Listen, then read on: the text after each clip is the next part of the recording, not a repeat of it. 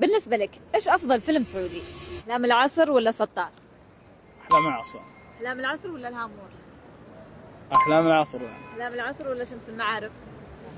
أحلام العصر. أحلام كل شيء العصر أحلام العصر. ولا هوبال؟ لا، أحلام العصر. احلام العصر ولا مندوب الليل؟ أحلام العصر بعد. صامل ها؟ سطار ولا الهامور؟ لا، سطاح. سطار ولا شمس المعارف؟ حسمل على سطاح صراحة. سطار ولا هوبال؟ سطاح. سطار ولا مندوب الليل؟